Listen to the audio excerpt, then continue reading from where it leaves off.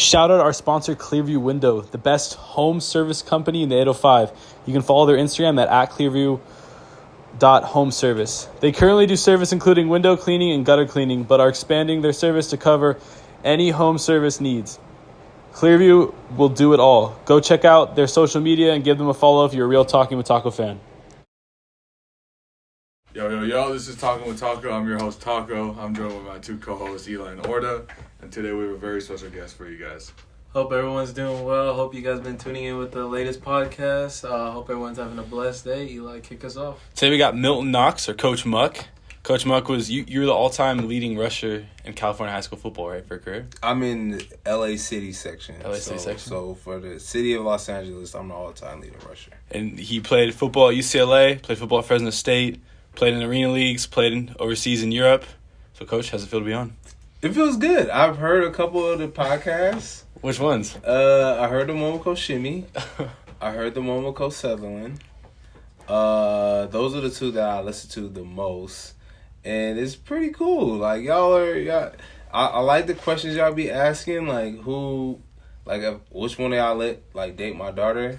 First of all, none of y'all would date my daughter if I had kids.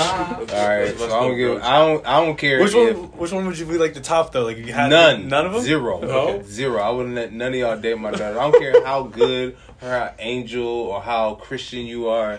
None of y'all dated my daughter. It's like, I'm the type of person that I'll say this. I am the type of person that I don't like to mix business with pleasure. So if we doing business, we doing business. If we doing pleasure, we doing pleasure. So I don't like to mix both of the worlds.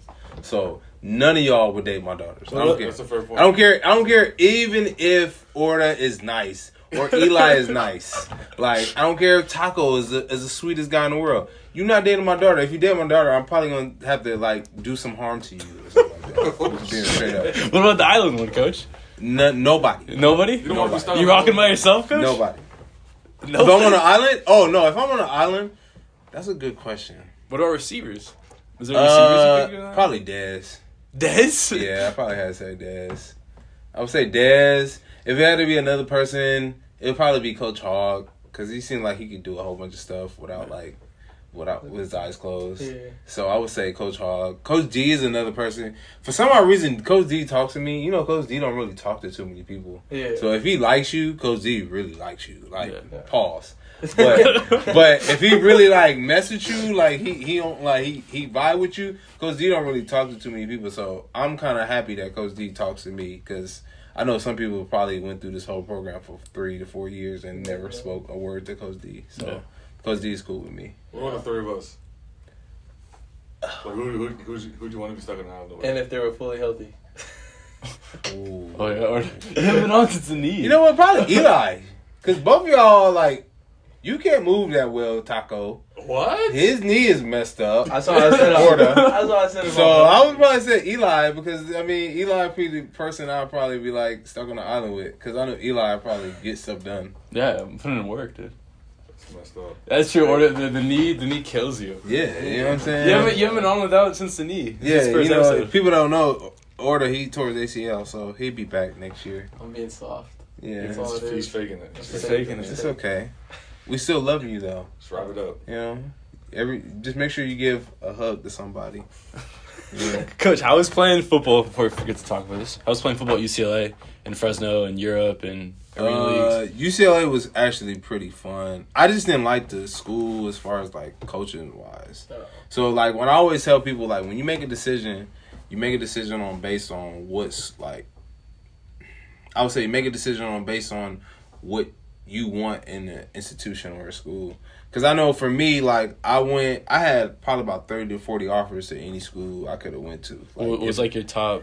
My top 3 schools was UCLA, Florida. This is Florida when Tim Tebow was there. Oh my God. And then it was Notre Dame.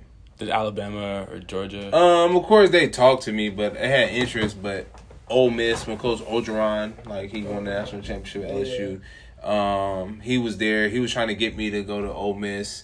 I pretty much had 30 to 40 offers to pretty much go to any school I really wanted to go to. But I always tell people go to a school based on what the institution has for you, and it has your major, and make sure that it's a good fit. I wouldn't tell people to go to a school just because, go to a school because it's this. Nah, because sometimes it's not a good fit. And for me, UCLA wasn't a good fit as far as coaching-wise. It was a coaching change when stuff happened. And I remember Coach, and it's funny because I remember Coach Sutherland. Coach Sutherland was working, he was working, as a bouncer. He was also working at, the student tutoring program. So that's how I knew Coach Sutherland. So it was kind of crazy.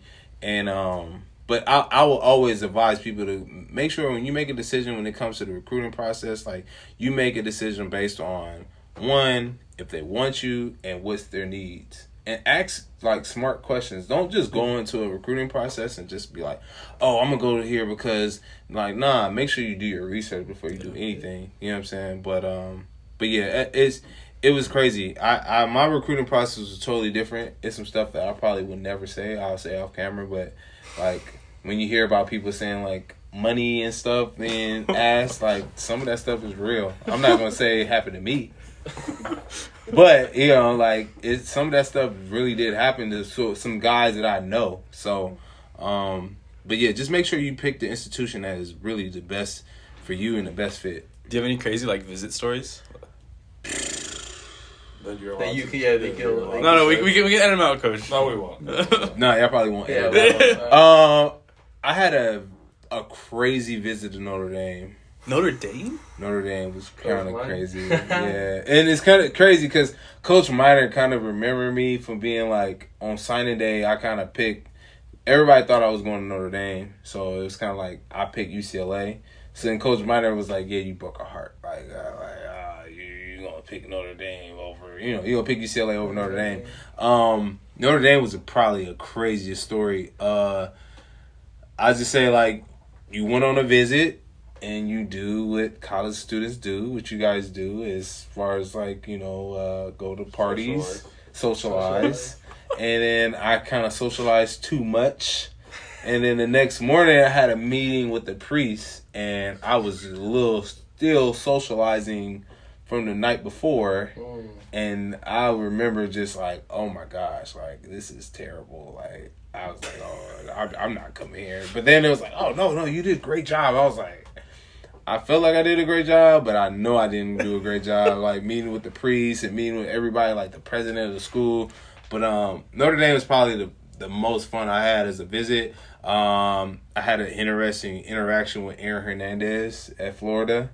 This is when Aaron Hernandez was before Aaron Hernandez. Yeah. So I had a very interesting, because remember, I'm from California, so seeing somebody like Hernandez, to me, I thought he was Mexican, so I didn't know he was Puerto Rican. So, of course, I look at him, and I'm like, oh, man. Me being socializing, I was just oh, you're just a big old Mexican where I'm from. And he looked at me what? And I was like, oh, now I know what that look mean. He probably would have killed me. So, He was a victim. he looked at me kind of crazy, but yeah, it was a great time, man. Especially being a highly recruited athlete out of California, state player of the year. It was great. I enjoyed my high school time. I enjoyed my college time, and then after I got done, I played over at Fresno State. Had a great career over there, and then I went over to Europe. And I tell people man, it was by far the best experience I ever could have did. I tell all you guys if you get a chance to go over in Europe and play in Europe, go ahead and play. It's great. I learned another language. I learned French. I'm able to speak French now because of that. The food is great. I don't know I will always advise you to go if you are single. Don't go if you have a girlfriend, because temptation is crazy. So I just advise that, okay? European girls aren't good. Yeah, I'm not gonna lie. And at the time I wasn't in a relationship, so I was just being me. So I would tell you don't go there if you have a girlfriend. But it was a great experience. The football is very, very good. I would say as far as equivalent to the level of play compared to the States, I would say like D2, D3, like by far. You got some dudes that can really play football, and they're European players. And we made money. I got a chance to travel. I got a chance to visit like 25 different countries. So it was great, and it was cool. Like every single weekend, we played in a different like city, different place. And then I was out there for 2 years. It was the best experience I ever could have had. So, and it's crazy because their football season is during opposite of our football season. So our football season is in the fall. Yeah. Their football season is in the spring. So I was basically like coaching at Chaminade High School, working, and then of course I was working out during that season, during the football season in the fall, and then I'll go back to Europe during January to July, and then come back to coaching here. So it was like I got tired of just living out of my suitcase for like 2-3 years. It was great, but after a while you're like, all right, I need something. Get tired of doing all that. But it was the best experience I ever could have. What was the best country that you got to go visit? That's a great question. My favorite country is probably Geneva, Switzerland. Other than the U.S. Geneva, Switzerland. Geneva, Switzerland by far is the best. Like, it's expensive as heck, though. I'm not going to even lie to you. It's super expensive. Geneva, I would say Barcelona remind me of home, though. Like, if you're from Southern California and you go to Barcelona, you'd be like, all right, the beaches, it's 75 degrees year-round. The beach is right down, like, not too far. Think about us, like, we're not too far from Malibu. We're not too far from Santa Monica Beach. Like, we're not too far from all those beaches. So, 75 degrees, like, the weather is nice. The women is nice. They speak Spanish. I mean, it's kind of similar to California. Like, we all kind of know a little bit of Spanish living here. I would say Serbia was nice. It was fun. Like, you'd be like, oh, my God, Eastern Europe. Like, Eastern Europe is like the hood of all hoods. But it was nice. The women were beautiful. The parties were cheap. Like, the clubs were nice. What was another good place I visited? I love Paris. What was another place that I love? I would say Amsterdam.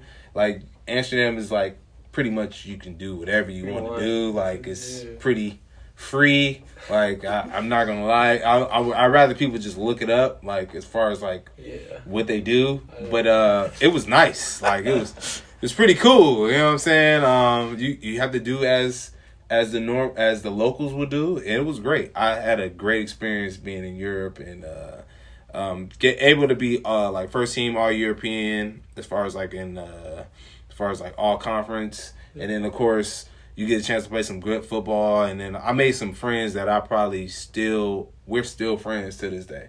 So I love everything about Europe. It was probably the best experience I ever could have did. But what countries did you play for? Like, what teams? So I played for a team called Tonnerre-les-Bains. Black Panthers. It's in France. So, I have the accent of the French. And then, of course, I played for a team called the Swaco Raiders Tyrol, or the Tyrolean Raiders. And it was great. They have, like, a lot of guys. We actually played against a guy who actually ended up playing for the Vikings. He got drafted from Germany. I don't know if you guys heard about that. Oh, yeah. He didn't he get drafted and he really liked Adrian Peterson? Yeah. So he was a tight end, and I remember playing against him, and I'm like, yo, this dude is legit. Like, he's getting drafted by the league. I'm like, oh, okay. And he was actually really, really good. He was super fast. He was all of 6'4", 6'5". He was all of 260, and he definitely ran a 4.4. So it was like, yo, you got some guys that like are, athletically, genetically, or just freak of natures, especially in the NFL. That's all the guys that play in the NFL. Like, they're just genetically just gifted athletes and freaks of nature. So, being able to play out there, man, it was fun. The greatest experience. And then eventually I came back home and started coaching high school and doing all that, and started coaching junior college. So it was, trust me, I have no like stone that is turned, like all my stones were turned over. I had a great experience playing over in Europe. What about like any stories from UCLA? Like, still like European stories? Like, do you have any crazy UCLA or Fresno State stories you can tell us? I got a couple stories, but I'd rather not say because it's locker room stuff that you probably don't want to say. But it was I would say, like, especially at UCLA and Fresno State, it was some stuff that was great. Like, some of the guys, like, playing with Devontae Adams was a great experience. I remember when he first started, and he was, like, he redshirted. So he wasn't really, like, nobody really knew about Devontae Adams. But when I remember going into my junior year, no, my senior year, seeing Devontae Adams play, and I was like, yo, he's going to be legit when he gets his, like, shot. And I said, I didn't know when he was going to get his, like, shot, but when he got his shot, I was like, yo, he's a problem. Because in spring, nobody could cover him. Like, I remember going into spring ball, like, nobody can cover Devontae Adams. And I'm like, yo, he's going to be good. And everybody used to think, like, Devontae Adams was terrible. We all thought, like, are you good? Because he had the weakest number. He had, like, 88. Like, you know, like, in college, if you get like 88 or 80, then like, oh, my God, you're terrible. So we're like, oh, are you good? Like, you're terrible. And I guess he took a class that didn't transfer over, so he wasn't eligible. He was eligible to enroll into the school, but he wasn't eligible to play because the clearinghouse didn't clear him. But then we would always be like, are you good? You seem like you look like you weak. Like, they gave you a terrible number. Like, you're weak, bro. Like, we was like, Devontae Adams, like, who is it? And now when you see Devontae Adams, like, I seen it when in the incubator stage when he was like barely getting his feet wet. Now he's like, when you see Devontae Adams, you're like, oh, okay, like, yeah, I've seen it. Like, I've seen him at practice go hard. He's a better person than he is an athlete, though. So yeah, those are some of the stories I would say. I wouldn't say too many other stories besides, like, crazy recruiting stories. Like, they pull out the red carpet for you, try to get you to commit. You see the parties was crazy. You go to going to the Notre Dame game, people were yelling out like, Milton Knox.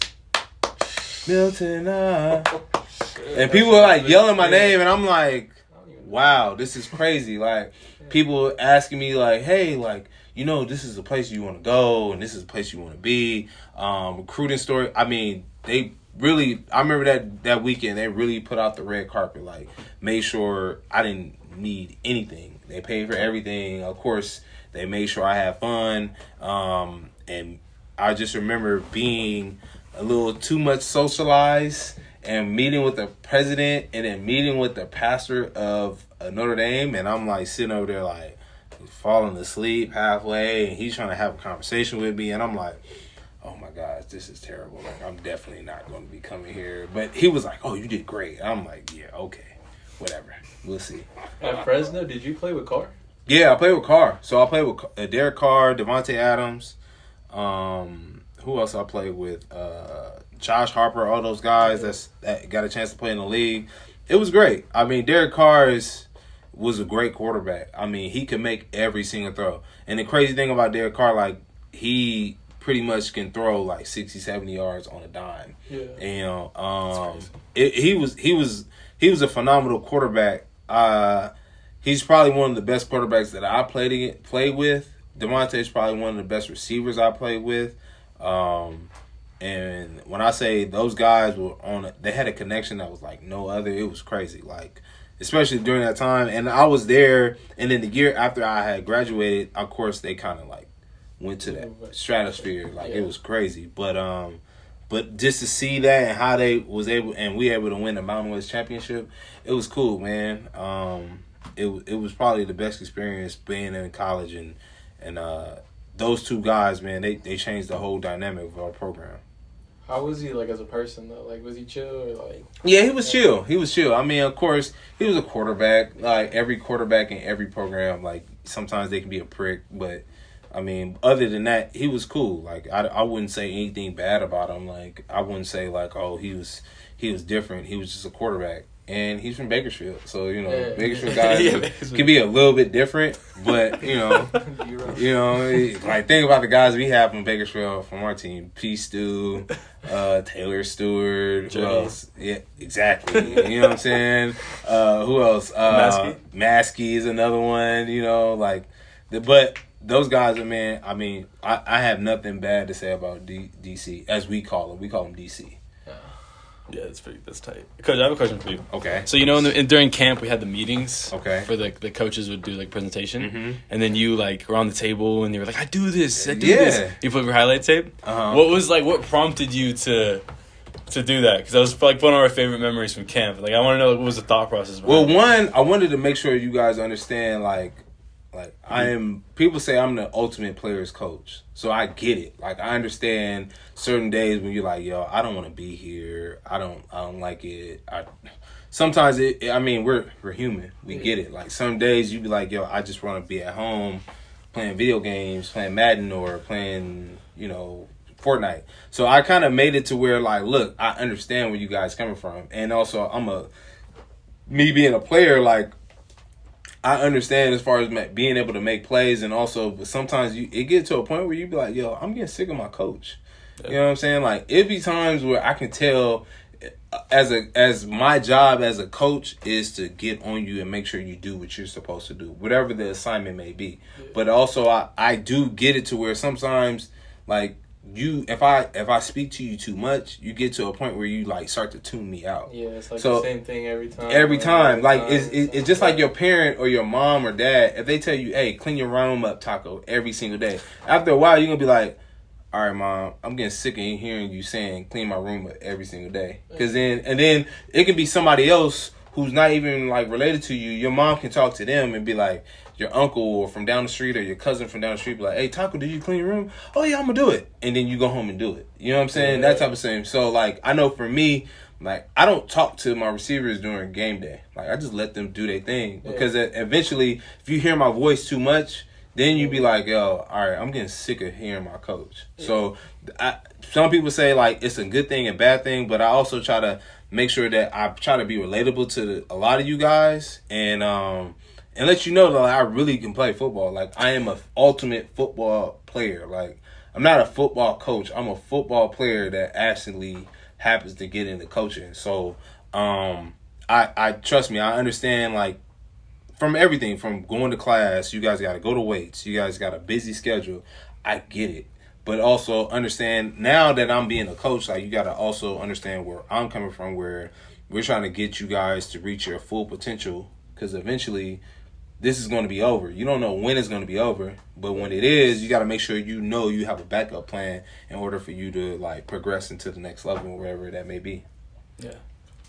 Yeah, no, that was like, I always wondered that because I remember that meeting like pretty vividly. Yeah. And, like, that was funny and it was cool, but I was wondering like what made him like want to do that. It was real. I was trying to be real with you guys because at the end of the day, like, when it's over with, you don't know when, but when it is over, you sitting there and you're like, dang, I'm really done with football. And you really don't have a backup plan. And you want to have a backup plan because eventually when football is over, you want to be able to say, all right, I'm getting my degree in, I don't know, history. I'm getting my degree in communications. What is going to be my backup plan in order for me to, like, use the degree in order for me to get to my next step? And that is to raise a family, be a man, buy a house, do all those things. So it took me a minute to figure it out, like, what I wanted to do. So I try to make it everything that's relatable because when I was a coach, when I was in college, it was crazy because I didn't really have anybody that understand me or understand where I was coming from. So I try to put myself in you guys' shoes and understand, like, all right, how would I want a coach to coach me? I want a coach to be real. I want a coach to be honest. And I want a coach that will be approachable and to be able to talk to me and be able to tell me, like, this is where I'm doing something wrong or this is where something is not going right. I'd rather be that type of coach and tell you that and be upfront with you. And some people can take it and some people can't. But most of the guys that I've been around, like, especially in this program at Cal, they like, I'd rather somebody just tell me straight up how it is. And then now I know where I'm at, because if you have a coach that just pretty much just say, hey, sugarcoat everything, tell you, hey, what you want to hear, and then you just be like, all right, I ain't really rocking with you like that. You know what I'm saying? And then like, a lot of times I heard of like players getting frustrated because coaches will tell them, sugarcoat, say all the right things, and then nothing is changing. Right. And you're just hearing it, and then that creates frustration and right. anger. So, yeah. And I was the same way, because when I was in college, I was the same way for me. Like, nobody really told me what it was. Nobody kept it 100 with me. They always tell me something that I wanted to hear instead of telling me, like, yo, you just not doing this right, or you're not doing that right. So I always told myself, if I ever was to become a coach, that I'm gonna be straight and 100 with everybody, and either they like it or they don't. But at the same time, it's gonna help you out in the long run, because then you're gonna be like, all right, at least I know where he stands, I know where I'm at, and I know how to get better. Yeah, and then also it's nice to have like a coach you can like generally talk to. Like, yo, coach, like, I'm bummed out, like I'm not getting reps, and you can be like, you'll be all right, bro. This is why X, Y, and Z, and that conversation helps. Whereas you just like sitting in your room and just thinking about it, and then exactly. And I'm a people person, like. I mean, of course, I get on the receivers when they doing something wrong. They do something stupid, like I'm here. You know, I'm gonna get on them. Like, oh, you just ran the wrong route. I'm gonna get on you. Or you do something silly. I'm gonna get on you. But if you do something correct and you do something good, of course, I'm gonna be the first one to be patting your back and be like, hey, yo, that's a good job. Like, you know, like I know the other day Shim was kind of mad because he ran the wrong route. Of course, I get on him and be like, yo, you didn't do this, you didn't do blah, blah, blah. And I explain why. I think that a lot of you guys, especially the new generation of players, is totally different compared to when I was coming in college, where you guys want to know why something is not going right, or why I'm not playing, or why this, that, and the third. Me, I try to explain why. So then there's no like, oh, well, I don't know what's going on. Like, no, I tell you everything up front. And I try to be that, because some coaches, they are like that. Some coaches aren't. So I just want you guys to be, there's full transparency. I hold players accountable. Just like, and if I mess up, sometimes I'll be the first person to say, you know what? Hey, Shem, I messed up. Hey, man, I did a wrong job. Or, Maskey, my fault. I yelled at you. I shouldn't have yelled at you in the practice field.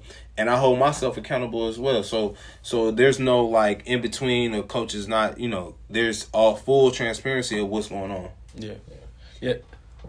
Oh, no, I was going to say, yeah, I mean, like, that's fully true, though. Like, I always hated the coaches that sugarcoat everything. It's like, that's, just tell me straight up, like, there's no question about it. If I need to work, I need to work. And then it's also, like, it shows you what you need to get better, too. It's like, oh, yo, you're not playing because, like, you're not physical enough, you're not fast enough, whatever it is. It's like, you know, the playbook well enough. And then that's when, like, okay, like, then you can hone in on that and work on it. Versus just wondering. But that's got to be hard as coaches, because it's got to be hard to sit down a kid and be like, because in college, like, a lot of players are good. Like, you have a lot of receivers that, like, are good but aren't better than the other guy. Yeah, and you got to think about it. It's everybody, if you think about it, you was the guy at your school. Yeah. Eli. Taco, you was the guy at your school. Or you was the guy at your school. Everybody was the guy at their school. And now they're coming to an institution like Cal Lutheran or to a UCLA or Fresno State, where now everybody who was the guy is coming to a school where now they got to figure out who's going to be the guy at that institution. Yeah. So it's super duper hard, because it's like, all right, you're trying to find out how do I enroll myself as a person to take charge? How do I make plays? How do I figure out what am I doing right? How do I figure out the offense or the defense? Because the defense is totally different compared to when you was in high school. Yeah. You like think about it, like where our offensive playbook is very, very big compared to somebody that was in high school, where you'd be like, doubles right, zero. Like, okay, it was simple. You'd be like, it was 3 words. Here we may have like a full paragraph, and you got to know, okay, the coverage, the front, what is my assignment, the read, the keys, everything. So you try to make sure that you establish yourself and make sure that you become, you know, a great player within the system, without trying to step on anybody's toes, and also understand what the coaches is trying to get involved as well. Yeah, it's definitely it's kind of like a crazy concept, like to think about, like, you bringing in, like, there's like 9 running backs, so you bring in like 9 running backs, so we're all like the dude at their school, and then it's like everyone's in this room, and it's kind of like a weird. It's a weird dynamic. It's a weird dynamic. Yeah, it's a weird dynamic. But then once you figure it out, all right, cool. And like I always say, like I tell guys, the cream always rises to the top. Like if you guys ever like been on a farm, because my dad he was raised on a farm with like 16 brothers and sisters. So they were raised on how like they had to churn butter. They had to do all the crazy stuff. So they were churning butter and making butter and everything. The cream always rise to the top. And they always took that cream and made it, you know, whatever stuff they needed to make in order for them to survive on the farm. So like they always say that the cream always rises to the top. The best of the best is always going to rise to the top. And those guys are already, you kind of establish themselves as playmakers, leaders on the team, and so on and so forth. Yeah. I have a question about because you were like, you played football at UCLA, you played like professional football, and like, was it hard when you stopped playing? Because like I know a lot of people like that's a transition people deal with, even if they just play in high school or college. Like, and like I always think about like when I'm done playing, like what it's gonna be like, because so much of my identity and like who I am is it was. I'm not gonna. I'm gonna sit here and be straight up with y'all. Like, it was really, really hard for myself because I've been doing something. I've been playing football since I was 7 years old. Yeah. So now I'm 33. So think about that. Like, pretty much all my life I've been around the sport of football. Yeah. So then, and I stopped playing football when I was 27. So think about that. Sweet. So you go from 7 years old to 27. You're playing football. And that's all you know for pretty much all your life, for 20 years of your life that you've been alive. And then now you not playing. I'm not gonna lie. I'll be first one to tell you, like, I had to go see a therapist. I had to go see a counselor. Like, it was dark moments where I'm like, I don't know what to do with myself. So when I was able to like go seek professional help and go seek somebody that I can talk to about my mental health, as far as like finding my identity and finding out what is my next goal.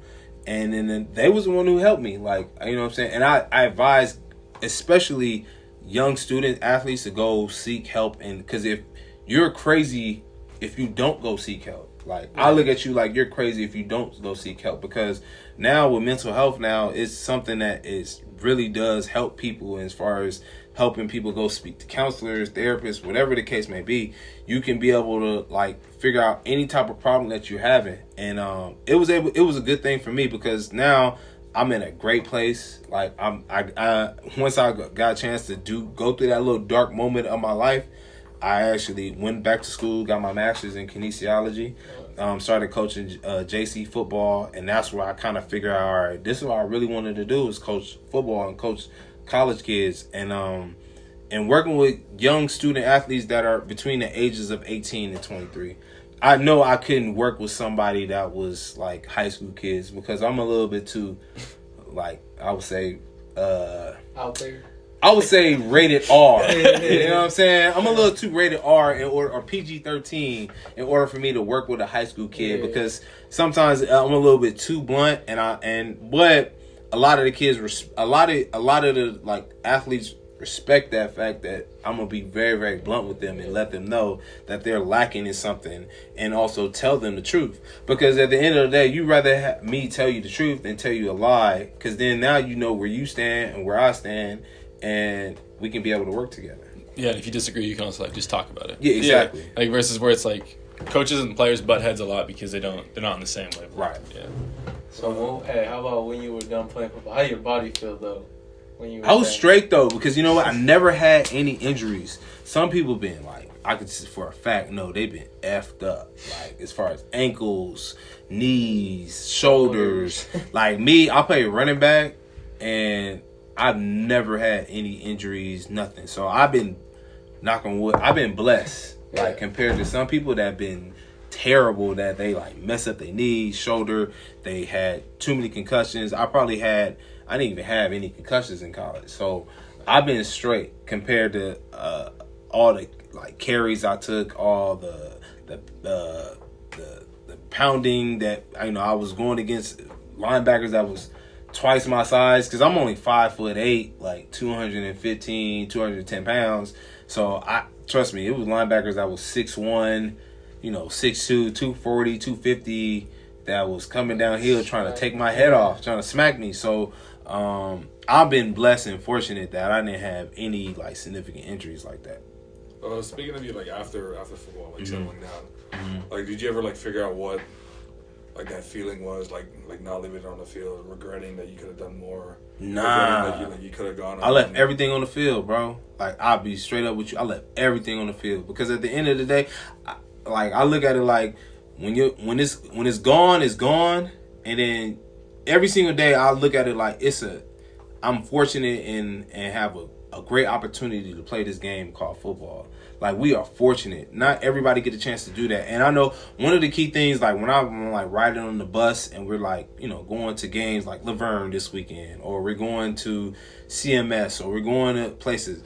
That's some of the things I sit back and I realize like, man, I get a chance to play, really get a chance to be playing football or coaching football, because it's some people that really don't get the chance to do this. Like, they probably on the side of the road picking up trash, or they digging a ditch, or they doing something that they probably don't want to necessarily do. I really get to sit back and say, you know what? I love what I do. That's why every day you see me come outside or be at the practice field where I'm enjoying myself. I'm having fun. You got me. I'm playing the music. I'm playing whatever new music is playing.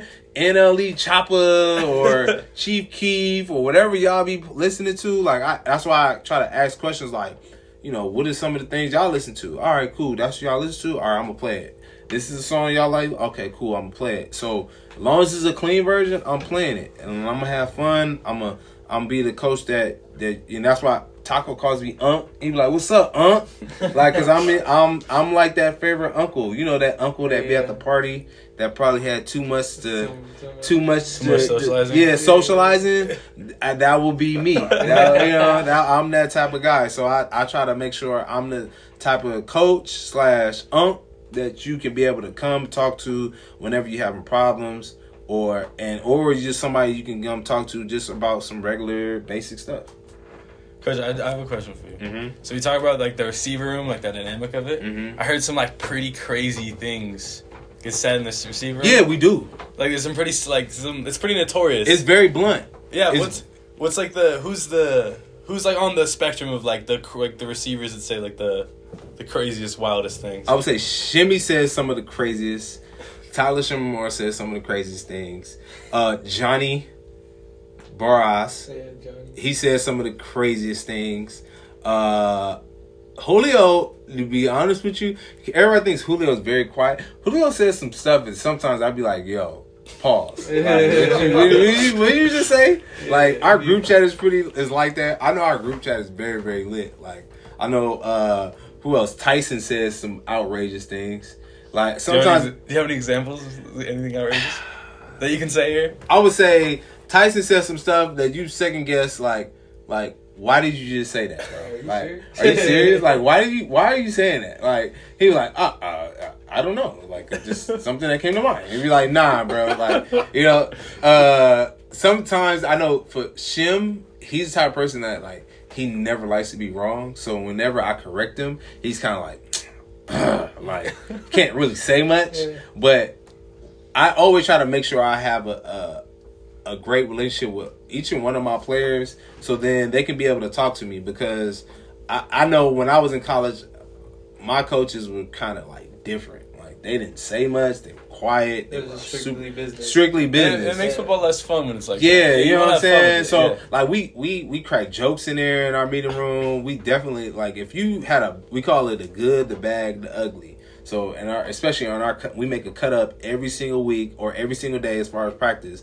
It could be plays in there that you did something that was totally wrong, and I'm gonna sit there and I'm clowning you. I'm talking about you. I'm talking about your technique. Like, what are you doing? Are you a football player? Are you an athlete? Like, or sometimes I quote the guy. What's the guy? He be like, yeah, you pissed down your legs. Yeah. Close 30. Like, yeah, moments too big. I'm the type of person that I'll say that, and they be like sitting there like, are you serious? Like, bruh, like, but nah, it's just very blunt, because if I do something bad, I want y'all to shoot on me and get on me too. Yeah. Like, that's just how I am. So I'm very transparent as a person, because I mean, my parents was like that growing up as a kid, and then I always told myself, like, I wanted a coach that would be transparent with me, so there's no, what, am I doing good? Am I doing bad? Is this going right? Nah, I want somebody to tell me straight up. Yeah. Yeah, it's nice. Like, it's nice having like a coach that's like not like-minded, but like that's not like someone you can't talk to. Right. Like, it's cool to have coaches you can like mess around with and joke with, because like, you like football, like it becomes like, especially like in college, it becomes like a business. And you want to still have like fun with it, because like, at the beginning of the day, like we all started playing football because it was fun. Exactly. So I just try to make it fun no matter what, and always trying to have fun with, like, especially my players, crack jokes, make sure they know, you know, I'm somebody that they can always come and talk to. What would be the last receiver you want to be stuck in Island with? And the first, like you said, Dez was like the receiver you'd want to be with. Who's like the receiver you wouldn't want to be with? Pause. This person I want to be with. Pause. Right. If it had to be somebody, the last person that I want to be with? That's a great question. You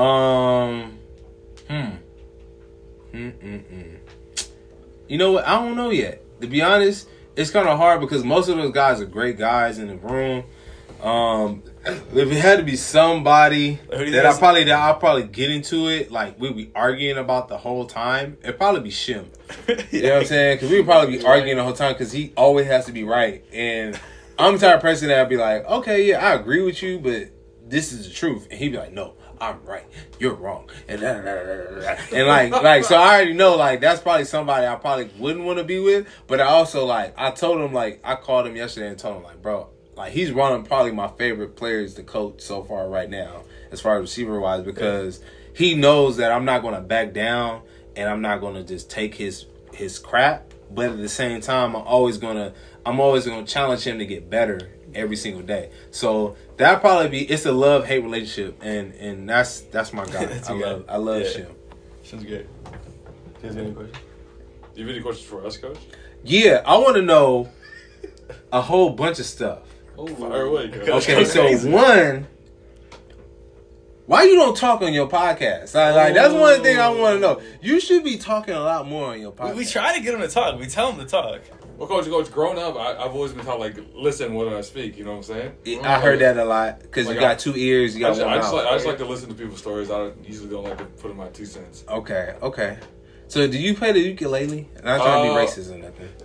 That's not not racist. Can you play it? A little bit.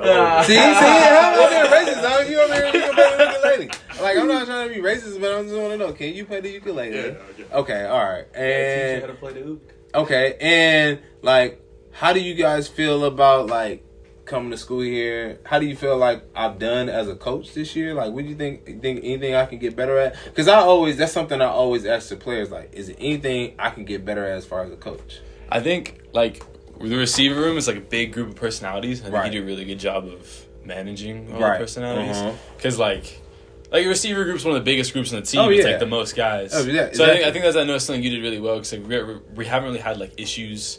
Like there's no like prima donnas. Nah. And it's crazy because I try to get those guys to buy in the first day I got there. Like I told them like if you don't block, you're not gonna get the rock. So some of the things I like to do, I like to give them incentives as far as like if they able to get pancakes on the edge. So if they pancake guys on the edge, I give them incentives. Like I give them type of stuff. And also I try to make it to where like if they do something great, I'll tell them. And then also I'll take accountability. If I do something wrong, I'll be like, you know what? I messed up. I'm sorry. I should have probably played you a lot more. Yeah. And then they are very transparent. But the whole thing is get those guys to play hard every single play for at least 4 to 5 seconds. That's it. Yeah. And after that, all right, cool. Like we can move on from there. But at least for 4 to 5 seconds for an average play, just play hard and try to get those guys to buy in and play amongst for each other. So that's why we, because a lot of times when I play running back most of the time in my career. So we're the most selfless people. Eli would know. Like we got to block. We also gotta take on dudes that's probably 300, 200 pounds. You gotta run the ball. You probably gonna get hit every single play. So we're like the most selfless people, and we're always we're always trying to help the team and get the team better. So I try to take that personality or take that mode of how I approach the game and approach it to receivers instead of guys. Like guys want to be like, I need the ball and give me more catches or give me more this or targets or whatever. Like I try to make sure guys understand. Like, look. We're going to go through whatever our progression is, and we just go out there, we make plays. And eventually, you guys play for amongst each other. So, and have those guys who are seniors, let them lead, because at the end of the day, I'm just here just to make sure I'm managing and making sure guys do what they're supposed to do. Yeah, it's kind of like the same dynamic we talked about earlier. Like, everyone was a dude. So it's like now it's kind of like find your role. And, like, even if you're, like, a guy that, like, is the guy like getting like all the receptions or the guy that doesn't really play, like if a room is like together, like they produce a lot more. Exactly. And then you don't even care about like you just care about the team and you care about wins. So I know for me, I care about winning more than I care about anything else. Like I don't care about who get the most targets or whatever. I'm more pissed off when we don't win or we don't perform very good than I am than anything. So like the last couple weeks, I've definitely been a little upset and mad because I want to win, bro. I'm competitive, and that's why I try to make it very, very competitive as far as like on the practice field, like the receivers and me and Coach Jay Austin, we try to make it competitive for the receivers and DBs. What's that one drill you guys do? I always see you guys do it. It's like it's kind of like one-on-ones, but like it's kind of like a jump ball. Oh, jump ball drill. Yeah, we do the jump ball 50-50 drill. So much fun. It's fun, but and then like we like for instance we had Taylor Stewart and we had P Stu, and they're brothers. We had them go against each other. So it's like, all right, whoever wins, like, all right, and the losers got to do push-ups. So it's like, all right, we make it competitive to where guys are always getting the competitive juices for them, because then, so when you get into the game, you're not sitting there like, all right, because we always say third down is money down. Like we keep those type of sayings so guys can be able to be like, all right, cool. Third down come around, we making big plays. Like, and I want my guys to be able to show emotion. Like, for instance, the fact that they told me Maskey, like, against Chapman, when he caught that big third down pass and he got up and started going, "Wah!" Like, it was like he never did anything like that. I'm not gonna lie, I had never seen him like that. Exactly. He never showed the emotion. You know, Maskey's just like, yeah, right, cool, yeah, yeah. He's very, very quiet. So the fact that I got him to be able to like, hey, I want you to show emotions, guys would be like, you know what, like, because football is a passionate game, and I love it. Like, I really I can sit here and talk about football all day.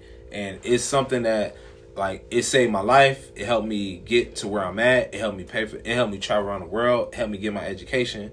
And without football, I don't know where I'd be. I'd probably be somewhere, like, I don't know, probably digging a ditch, or, I don't know, probably somewhere incarcerated if it wasn't for football. Like, and it helped me be the person I am. It taught me, like, it took me all across the world. So I love football, man. It's something that I passion. It's a passion of mine, because when I come to work every single day, it doesn't feel like work. It feels like I'm just doing something I love to do. Yeah. I know you're asking like stuff you can improve on as a coach. Mm-hmm. Like, one of the things that, like, I seen that you made the biggest difference on this team was during fall camp. You made us do, like, we got finish reps. Right. Make y'all run. Yeah. Like, I used to hate. You hated me. I hated those reps. I hated. But when it came to, like, those big games, like we played against Chapman here, when we needed to finish, guys would be able, like, they was like, okay, now it makes sense why we had to do that. That's the biggest difference I've seen from, like, last season to this season. Of course. That was like the finish thing. I remember, like, getting, like, held up by, like, backers. Yeah. And like, finish. They're like not letting you go, and everyone's just running. Yeah, like, that was like my biggest thing, making guys compete and making sure everything we do in practice translate to the game. Because what's the point of us coming out here to practice? Like, don't get me wrong. Sometimes I'm human, so I'm gonna sit here and say, like, do I really want to sit up here at 3:00 in Thousand Oaks? It's hot. I don't feel like being here. Blah, blah, blah. Okay, well, if we're gonna do something, let's do something we're gonna do in practice that's gonna translate to the game, to where guys would be like, all right, at least we're doing something that's like purposeful, that's helpful. You know what I'm saying? So I always try to make sure whatever we do in practice translates to the game. So when it comes to the game, you're not sitting there thinking, you just reacting most of the time. As far as, like, your question and stuff like that, obviously I'm on the defensive side. Right, So I don't really hang out with you. Right. But, like, I do appreciate the energy you brought when you first got here. Yeah, man. Because, like, that was, like, the one thing we had we didn't have any of that last year. Right. Everyone was done by, like, week 1, week 2. Yeah, right. And I try to bring energy every single day, bro. Because I know it's a lot of things that you guys probably be like, man, why I gotta be here? Oh, my God. Like, don't get me wrong. Like, trust me. But I try to bring that energy every single day. So, because if you see how I'm reacting, then you guys are going to be like, you know what? Damn, coach is up here. He acting like he's being cool. He's trying to get us to go. Like, all right, you know what? I respect that. I'm going to go hard just for that. So, you know, I inspire one day to be a head coach one day. I don't know when that will happen, but eventually I do want to become a head coach. I want to be able to run my own program and inspire kids, because I feel like the greatest human act is to inspire, especially the young individual. Because one day when it's over, you guys are going to have to find a job. You guys are going to have to do something in order for make you guys to be, you know, the greatest, you know, wherever that may be. It may be whatever, you know, if it's being a podcast, if being communications, if it's being just a regular person. Because, I mean, that's going to make you guys better people. And I always try to inspire and make sure guys are being, the best that they can be.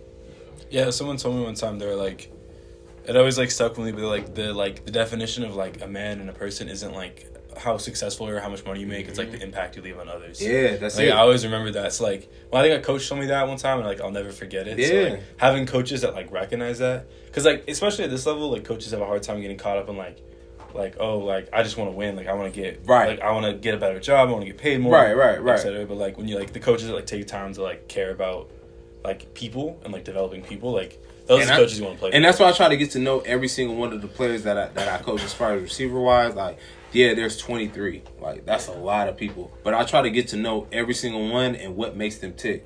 So when you get to be able to understand, like, what makes them tick and what makes them, go as a person, then it makes my job a lot easier because now I know, okay, what he likes, what he doesn't like, how to get him to motivate, how to get him to be motivated, or how to get him to push himself to the brink of, all right, how can I be better? So, and it's difficult, but especially being at a Division III, because some guys are not really motivated to play at the next level. But at the same time, I try to find something, whatever that may be, and help those guys get better and also motivate them to be the best that they can be. And I mean, I feel like I've been doing a good job as far as receiver wise. I mean, we have the number one pass on offense in the SCIAC, so it's been great, man. And the receiver's been great. Kay's been doing a good job. So hopefully we're able to come up with a win this weekend. And I'm excited. Thank y'all for having me on Talking with Taco. Talking with Taco. Because you've been talking about. Yeah, you've been pretty happy. Yeah, like I want to be. We'll get you a part 2, Coach. Don't worry. Man, it's been great. I love it. I love being up here, man. And me, I was a guy who coached JC football, and then I got into coaching. I was coaching high school, then JC, and now I'm coaching college. So for me, this is a dream come true. I always wanted to be a coach. So now that I'm not playing anymore, and I kind of figured that out, and my dad always told me I had the biggest impact pretty much helping the youth and helping guys like you guys get to the next level, and that whatever that may be. You have any other questions? Nah, man. Thank y'all for having me. I appreciate it, man. We're gonna get for part 2. Coach, the pregame speeches you give the receivers are pretty hype. Oh, thank you. I forgot what game it was. It was was it Redlands? You got to know whole team. Redlands, yeah. I was like, I heard you talk to the receivers. I'm like, damn, like we need that. Yeah, like and it's funny because I do that every single game. No, at one time it was receivers get in the fucking shower. Yeah, that was PLU. Yeah, I got into it. Yeah, because I got into them because I was hot. Like we wasn't playing up to par, and this is my standard of how I want guys to play. I want guys to play at the top of the top. So of course, if we're not playing up to our standard, I'm gonna go off. And then, but if they do something good, like I said, I'm the type of coach like if you do something good, I'm gonna be like, hey, good job, I'm gonna praise you. But if you do something bad, I'm gonna be on your head. I'm gonna be on you like, what are you doing? So of course we were playing bad, and then in the second half, the receivers came in. And one thing, that's why I said I don't talk to them.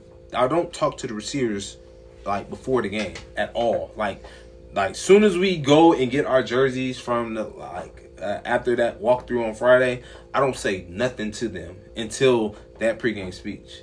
I maybe say 2 or 3 words to them, and then when I say it, like, okay, it's time to go. Yeah. So I know those guys be hyped up and ready for me to go, and people have been telling me like, yo, your pregame speeches are like A1, and I try to take pride in that just because sometimes less is more.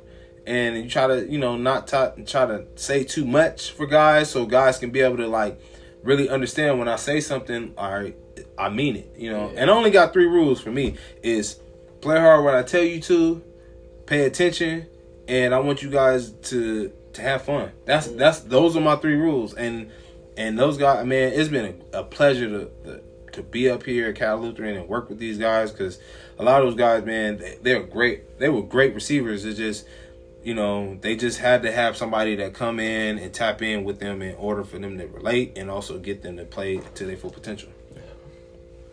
All right. Is there anything else, guys? I think that's all. Yeah. All right, this is Talking with Taco. A huge thanks to Coach Knox for being on the podcast. And huge thank you guys for listening to the podcast. This is Talking with Taco. See you guys later. See y'all later.